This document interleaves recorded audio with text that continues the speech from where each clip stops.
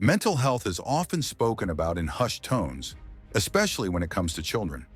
Society tends to believe that childhood is a time of innocence, simplicity, and emotional safety. We imagine children as carefree and resilient, able to bounce back from stress with ease, but this image no longer reflects reality. Across the world, and particularly in modern societies, a growing number of children and adolescents are experiencing deep emotional distress.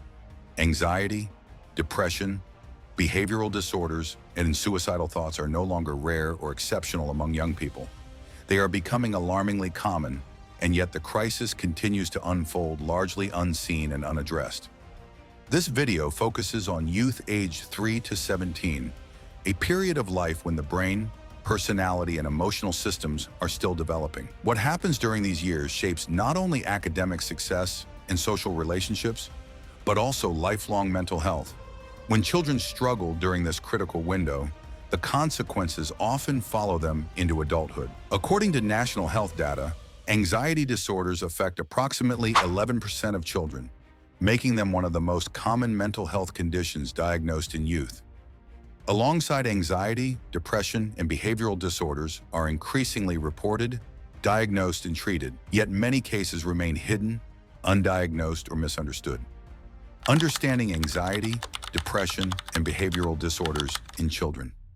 Anxiety in children does not always look like fear in the traditional sense. It may appear as stomach aches, headaches, school refusal, irritability, sleep disturbances, or constant worry. Depression in young people often looks different than in adults. Instead of sadness alone, it can manifest as anger, withdrawal, loss of interest in play, declining academic performance, or feelings of worthlessness. Behavioral disorders, frequently labeled as discipline problems, may actually be signs of underlying emotional pain, trauma, or unmet mental health needs. When these conditions are left untreated, they can intensify over time. A child who feels anxious at age 7 may grow into a teenager who feels hopeless, overwhelmed, and disconnected. Early intervention is critical, yet many children never receive it due to stigma, lack of access to care, or the belief that they will grow out of it. This misunderstanding has contributed to a generation of youth struggling silently while appearing outwardly functional. The alarming rise in suicidal behaviors. One of the most disturbing indicators of the youth mental health crisis is the dramatic rise in suicidal behaviors among adolescents. In the decade leading up to 2019, suicidal behaviors among high school students increased by more than 40%. These numbers were already alarming before the world was changed by COVID-19. The pandemic then intensified isolation, disrupted routines, increased family stress, and removed access to schools, counselors, and peer support systems that many young people relied on for stability. For adolescents, suicide is not a sudden or impulsive event. It is often the end result of prolonged emotional pain, feelings of invisibility, and the belief that things will never improve. When young people reach this point, it reflects not only individual suffering, but also systemic failure. Failure to listen, failure to provide support, and failure to create environments where children feel safe expressing their pain. The impact of COVID-19 on youth mental health.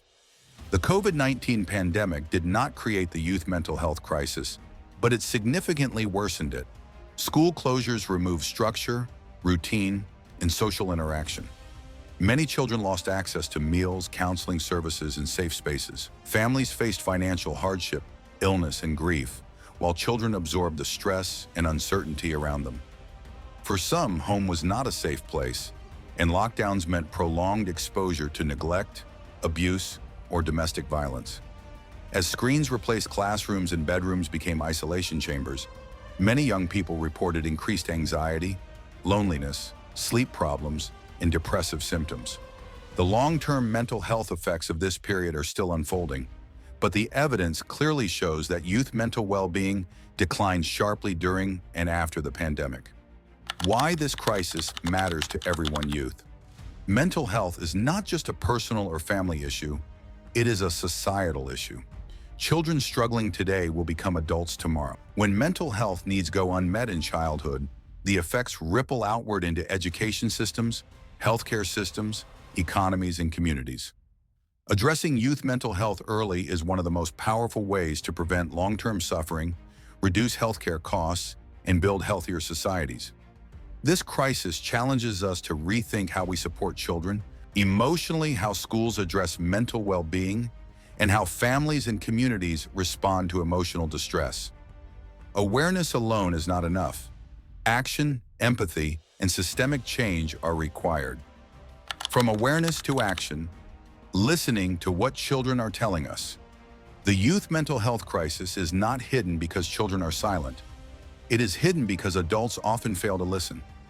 Children and adolescents express distress in many ways, through behavior changes, withdrawal, academic struggles, anger, or silence. When these signals are dismissed or misunderstood, young people learn that their pain does not matter. Listening, truly listening, is the first step toward change. We must move beyond the idea that children are too young to experience real mental health challenges. Emotional pain does not wait for adulthood. Anxiety, depression, and suicidal thoughts are not signs of weakness. They are signs of unmet needs. Every child deserves to feel seen, heard, and supported. Creating safer and more supportive environments. Schools play a critical role in youth mental health. They are not only places of learning, but also environments where children spend most of their waking hours. Creating safer, more inclusive, and emotionally supportive schools can significantly reduce mental health risks. This includes access to counselors, anti-bullying policies, trauma-informed teaching, and environments where diversity is respected and protected. Families and communities also carry a critical responsibility in addressing the youth mental health crisis. Children and adolescents spend most of their time within their homes, neighborhoods, and social circles, making these spaces powerful influences on emotional well-being.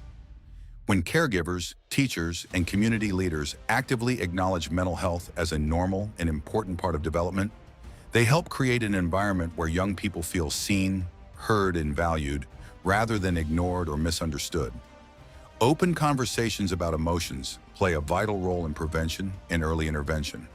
Teaching children from a young age how to identify their feelings, manage stress, and ask for help builds emotional literacy that can last a lifetime.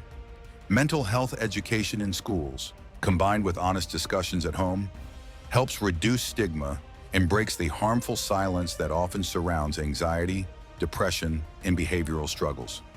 When mental health is treated with the same seriousness as physical health, children learn that seeking support is a sign of strength, not weakness. A call for compassion, policy, and change.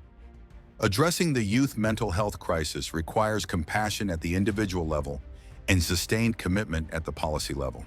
Children and adolescents need early access to mental health screening, counseling, and age-appropriate interventions that recognize emotional distress before it escalates into long-term illness or self-harm. Schools, families, and healthcare systems must work together to normalize conversations about mental health, reduce stigma, and ensure that support services are available, affordable, and culturally sensitive for all young people. Equally important is the role of public policy and institutional responsibility. Increased investment in child and adolescent mental health services, school-based mental health programs, and trained professionals is essential to meet the growing demand. Community support systems must be strengthened, and educational environments must become safer and more inclusive. Special attention is needed to protect marginalized populations, particularly female and LGBT+ youth, who experience higher rates of violence, emotional distress, and suicidal thoughts due to discrimination, isolation, and lack of safe spaces. Mental health challenges among children and adolescents have reached alarming levels, affecting emotional well-being, behavior, and overall development. Anxiety disorders impact approximately 11% of children, while depression and behavioral disorders remain among the most commonly diagnosed mental health conditions. These issues often begin early in life and, if left unaddressed, can disrupt learning, relationships, and long-term health. The increasing prevalence highlights that youth mental health is not a temporary phase, but a serious public health concern requiring early recognition and support. Thanks for tuning in. If you enjoyed this, don't forget to like, comment, and share your thoughts below. Stay tuned, and we'll see you next time.